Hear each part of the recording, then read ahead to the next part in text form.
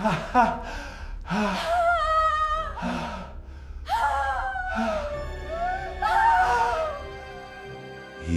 we go again. Welcome, seekers of the unseen. Tonight I will recount the events that transpired in the Allister family home, a story I've avoided telling due to its profound and lingering darkness. We will speak of David, a man of logic, his wife Sarah, a woman of intuition, and their little girl Lily, who became the focal point of a terror that logic could not explain and intuition could not prevent. This is the true story of the Riverside incident and the voiceless girl it left behind. Before we descend into that Californian nightmare, ensure your doors are locked, check on your children, and if you have the courage, summon a like for this video and subscribe to the channel for what is one more shudder Welcome in the dark. to Mr. Hex Horror Channel. Our story begins not in a crumbling Gothic mansion, but in a place far more unsettling for its normality. A beige, stucco two-story house in a quiet cul-de-sac in Riverside County, California. It was the kind of home that appears in pharmaceutical commercials, promising a life of comfortable, predictable happiness. For David and Sarah Allister and their 5-year-old daughter Lily, it was precisely that. The date was October 29th, 2012. Autumn in Southern California isn't a spectacle of color, but a subtle sigh as the oppressive summer heat finally relents. It was a perfect time for new beginnings. David was an aerospace engineer, a man whose world was governed by physics, calculations, and the tangible laws of the universe. He saw life as a series of solvable problems. If a faucet leaked, you replaced the washer. If a car made a noise, you diagnosed the engine. There was always a cause, always an effect, always a solution found in a manual or a blueprint. Sarah was his perfect counterbalance.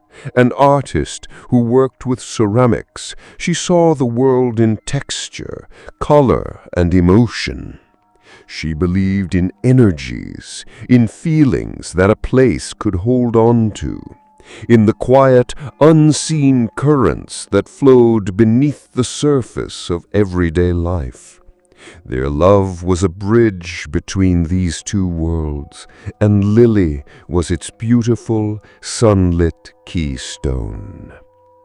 The house was their dream, a good school district, a yard with a sturdy oak tree perfect for a swing, and enough space for Sarah's kiln and David's home office.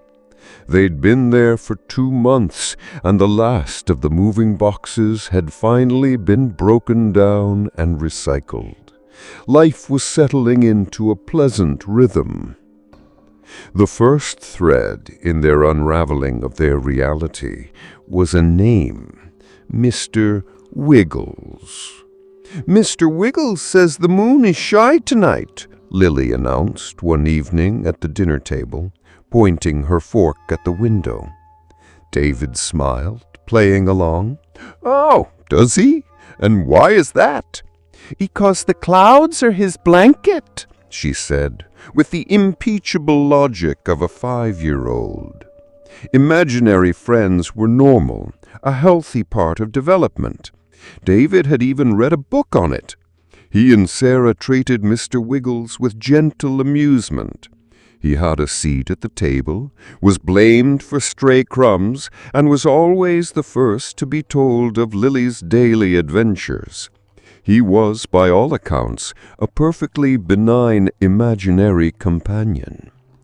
But then, the rules of his existence began to change. It started subtly.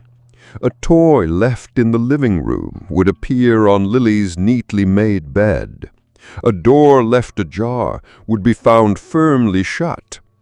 David blamed forgetfulness, the house settling, a draft. Sarah felt a prickle of unease, a slight chill in the air that had nothing to do with the thermostat. One night, David was working late in his office, reviewing schematics for a satellite component. The house was silent except for the low hum of his computer. Through the baby monitor on his desk, which they still kept in Lily's room more out of habit than necessity, he could hear the soft, rhythmic breathing of his daughter. And then another sound. A whisper. It was too low to be distinct, a faint, sibilant hiss like sand falling on paper. He froze, straining to listen. It came again, a long, drawn-out sound.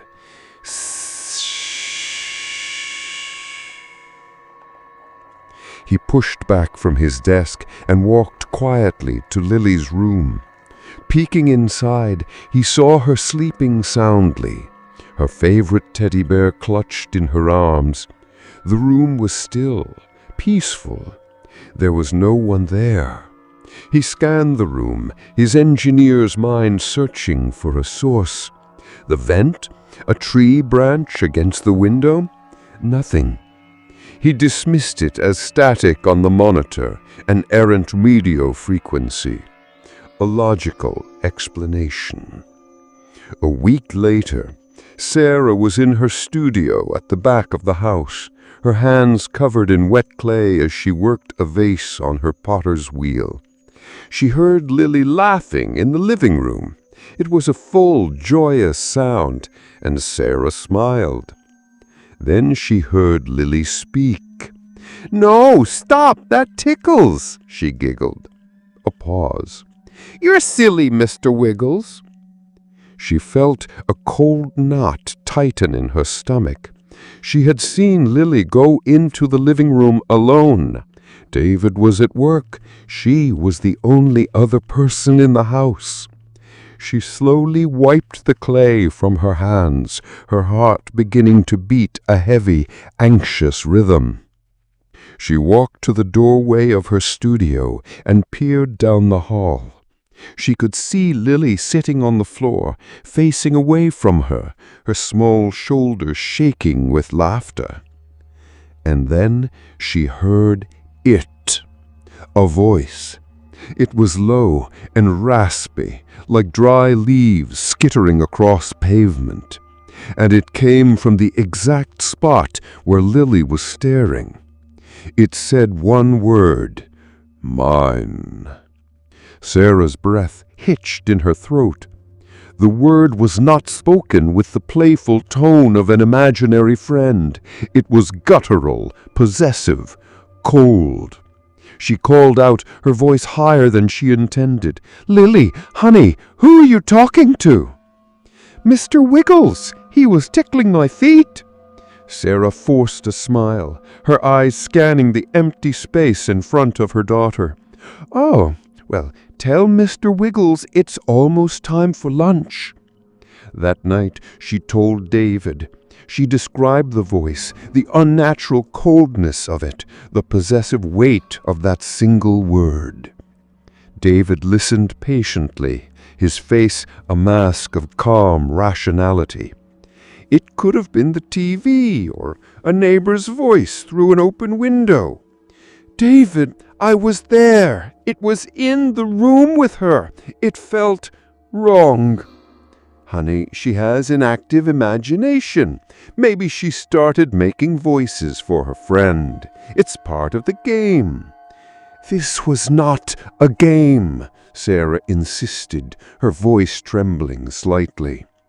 David hugged her, promising to check the carbon monoxide detectors and look for any logical source for the sound. But Sarah knew what she had heard. The bridge between their worlds was beginning to show its cracks. The activity escalated over the next month. The whispers on the baby monitor became more frequent. Sometimes they sounded like distorted versions of Lily's own voice, other times like that dry, rasping whisper. 3 parallel scratches appeared on the wall behind Lily's headbed, long and deep, as if an animal had clawed the drywall. David patched and painted over them, explaining it away as the house settling, the nails in the studs pulling at the plaster. The cold spots became more pronounced. You could be walking down the hallway and suddenly step into a pocket of air so frigid it felt like walking into a meat locker. The air would taste metallic, and the fine hairs on your arms would stand on end. Then, a step later, it would be gone. Lily, however, remained blissfully untroubled. Her conversations with Mr. Wiggles continued, but Sarah noticed a change. Lily no longer initiated them. She would be playing quietly, and then her head would snap up, as if listening to a question Sarah and David couldn't hear. Her answers became shorter, more subdued. One afternoon, David was on a conference call in his office when he heard a sudden, terrified scream from downstairs. It was Sarah. He slammed the phone down and bolted from the room, his heart pounding against his ribs. He found her standing in the kitchen, pale and shaking, staring at the refrigerator. All 26 of the colorful plastic alphabet magnets they had bought for Lily had been rearranged. They no longer spelled out cat or lily. Now they formed a chillingly clear message, arranged in a neat, straight line across the stainless steel door. Leaveher.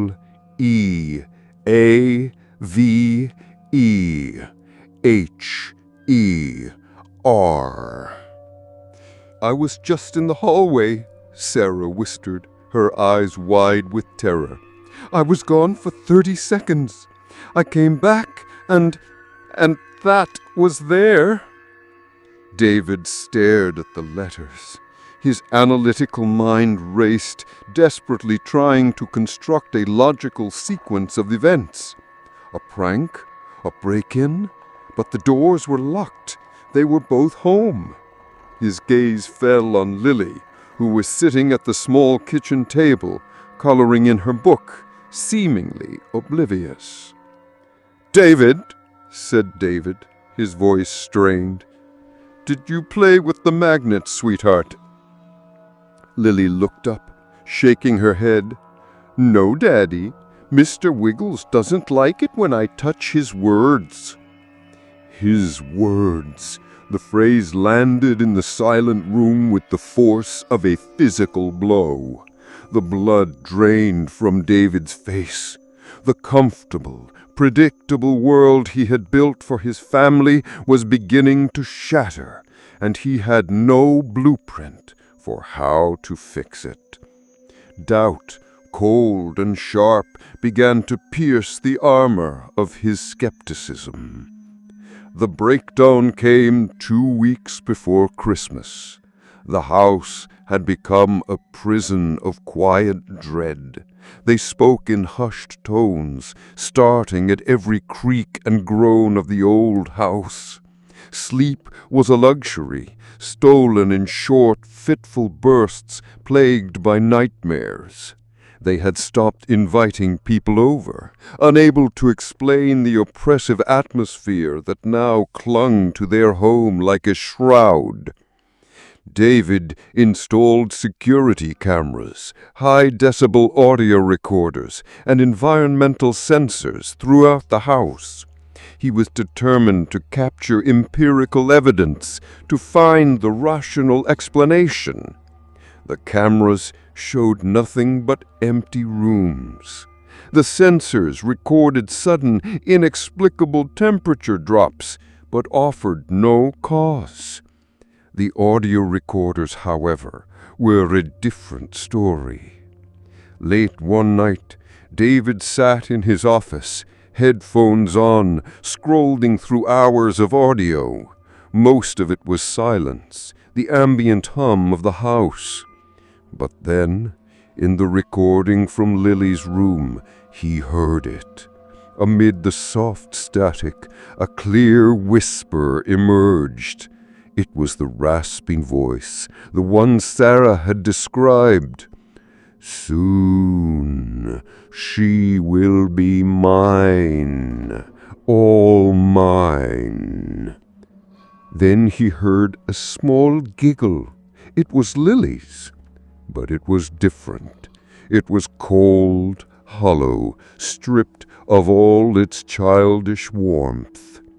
A wave of nausea and terror washed over David. This wasn't a faulty wire. This wasn't a radio frequency. This was real. He tore the headphones off as if they were burning him. His scientific method had not provided a solution. It had only confirmed the horror. He ran downstairs to find Sarah sitting on the sofa, staring blankly at the dark TV screen. She wasn't crying anymore. She was hollowed out, a fragile porcelain doll on the verge of cracking. "I can't do this anymore," she said, her voice a dead monotone. "It's in her, David. It's attached to her. We have to do something." "We're leaving," David said, his voice a raw command. "Now. Pack a bag. We'll go to a hotel. We'll figure it out from there. We're not spending another night in this house." As if on cue, every light in the house flickered violently and then went out, plunging them into absolute darkness. Simultaneously, a deafening shriek tore through the silence from upstairs. It was a sound of pure, unadulterated terror, and it was coming from Lily's room. "Lily!" Sarah screamed, and scrambling to her feet, David fumbled for his phone, his hand shaking uncontrollably. He turned on the flashlight, its beam cutting a frantic, narrow path through the oppressive black. They scrambled up the stairs, their panicked footsteps echoing in the sudden dead silence that followed the scream. David kicked open the door to Lily's room, his phone's light sweeping across the space. The room was icy cold. The window was wide open, the curtains whipping violently in a wind that didn't seem to exist outside. And there, in the middle of the room, stood Lily. Or, rather, there stood two of them. They were perfect duplicates, same pink pajamas, same cascade of blonde hair, same wide, terrified blue eyes. One was cowering in the corner near the bed, sobbing uncontrollably, her small body racked with fear. The other stood perfectly still by the open window, her expression eerily calm. The Lily standing by the window raised a small, trembling finger and pointed at the one crying in the corner. Her voice was a perfect imitation of their daughter's, yet it was laced with a chillingly artificial sweetness. "Mommy, Daddy, that one, she's not real. She tried to push me out the window. Please make her go away." The crying Lily in the corner looked up, her face streaked with tears and snot. "No, it's me. Don't listen to her. She's the bad one. She's Mr. Wigless." David's mind was a maelstrom of terror and confusion. 2 lilies. It was impossible. A trick of the light, a hallucination brought on by stress and fear. But Sarah saw it too. He could hear her ragged, shallow breaths beside him. This was happening. One was the entity, the other was their daughter. But which was which? The calm Lily by the window maintained her poise, her blue eyes pleading. The crying one was becoming more hysterical, her sobs turning into panicked shrieks. Logic fought with instinct inside David. The entity was a master of deception. It would try to appear as the victim. The hysteria, the frantic denial, it felt like a performance, a desperate attempt to sow confusion. The calm one, while eerie, seemed to be holding on to her composure in the face of terror. It was the reaction he would expect from his brave little girl. "David, what do we do?" Sarah sobbed, grabbing his arm. He looked at the 2 figures. His heart, his soul, his every paternal instinct screamed at him to protect his child. He had to make a choice. He had to save his daughter from this thing. "It's okay, baby," David said, his voice shaking as he took a step into the room. He was speaking to the calm Lily, the one by the window. "Daddy's here. I won't let it hurt you." He turned his gaze to the sobbing child in the corner. His heart twisted, but his mind, fortified by a desperate, terrified logic, had made its decision.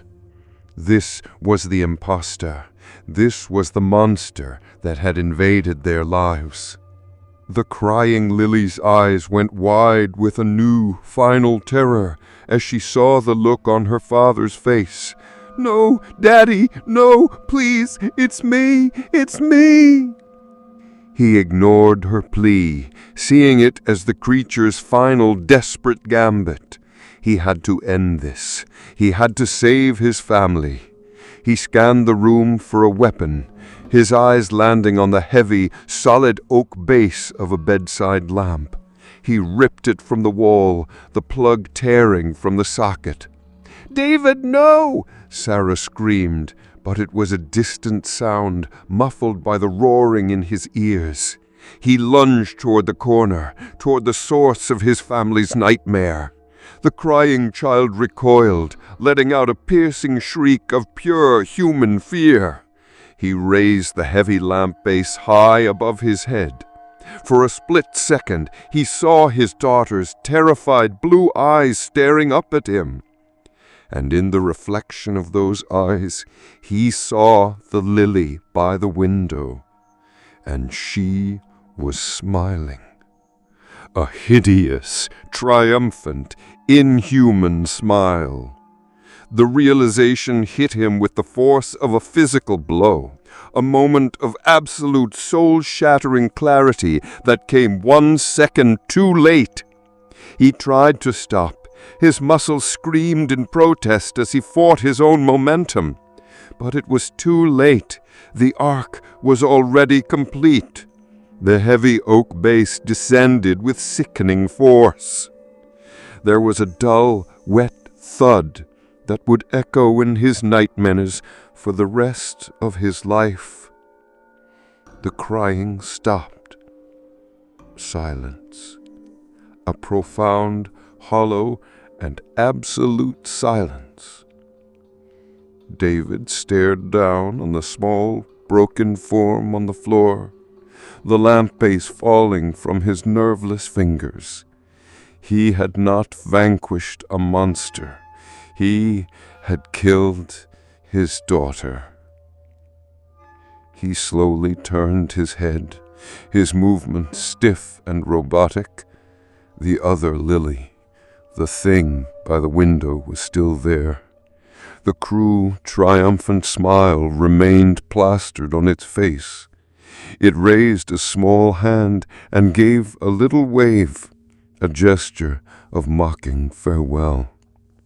Then its form began to dissolve, not into smoke or fire, but into a swarm of black, writhing insects that swirled into a vortex and shot out the open window, disappearing into the night.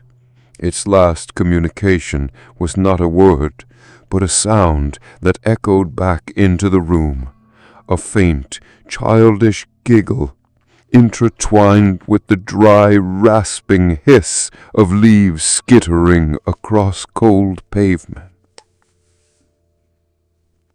The police found David sitting on the floor, cradling Lily's lifeless body, rocking back and forth and muttering a single, incoherent word. Sarah was found in the hallway, catatonic, her mind shattered into a million irreparable pieces. David Alistair was charged, but never stood trial. He was declared mentally unfit, committed to a state psychiatric hospital, where he remains to this day, trapped in a waking nightmare from which he will never escape. Sarah was institutionalized for a time before she vanished one day, simply walking away from a low-security facility. She was never seen again. The Riverside incident was officially recorded as a tragic case of domestic violence fueled by shared psychosis, a logical explanation. But for those who know the full story, a chilling question remains. So, I ask you, as you sit there in the safety of your own home, what would you have done? Faced with an impossible choice, with the safety of your child on the line, could you be certain you'd choose correctly? And the next time you hear a strange whisper on the wind, or see a fleeting shadow in the corner of your eye, will you dismiss it, or will you remember Mr. Wigless? Sleep well.